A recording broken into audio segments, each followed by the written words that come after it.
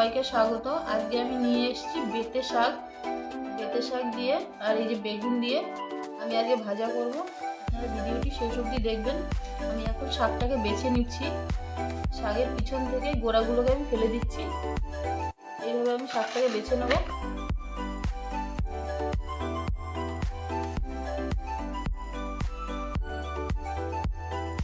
শাকটাকে আমি এইভাবে কেটে নিয়েছি আর বেগুনটাকে আমি কেটে নিয়েছি ছোট ছোট করে।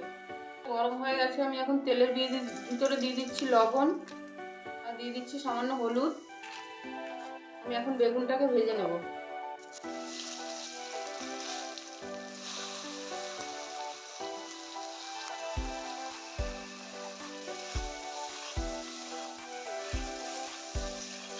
বেগুনটাকে আমি লাল লাল করে ভেজে নিয়েছি, এখন তুলে দিচ্ছি।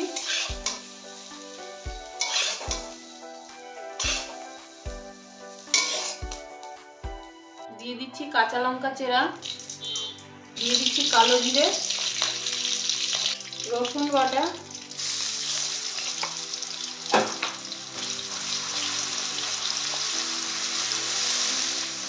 রসুনটাকে আমি ভালো করে ভেজে নিয়েছি।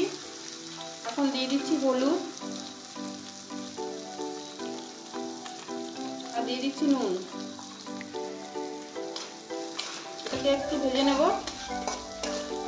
এখন দিয়ে দিচ্ছি কেটে রাখা বেতে শাক।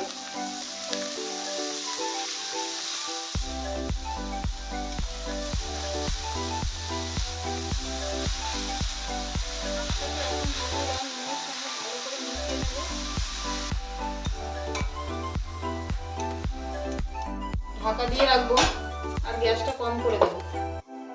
এটাকে আমি তুলে দিচ্ছি। শাকটা দিয়ে অনেকটা জল বেরিয়েছে, এটাকে আর ঢেকে দেওয়া যাবে না, এটাকে এমনিই ভেজে নিতে হবে। জলটা অনেকটাই টেনে গেছে।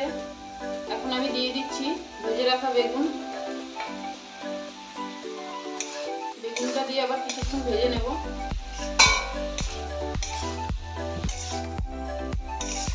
শাকটা সিদ্ধ হয়ে গেছে, ভাজাও হয়ে গেছে। আমি এখন উপর থেকে দিয়ে দেবো সামান্য চিনি। এখন আমি শাকটাকে আবার নাড়িয়ে নেব।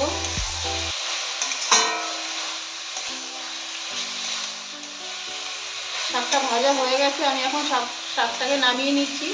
গরম গরম ভাতের সাথে কিন্তু খুব ভালো লাগবে খেতে। আপনারা রান্নাটা করে খেয়ে আমাকে কমেন্ট করে জানাবেন।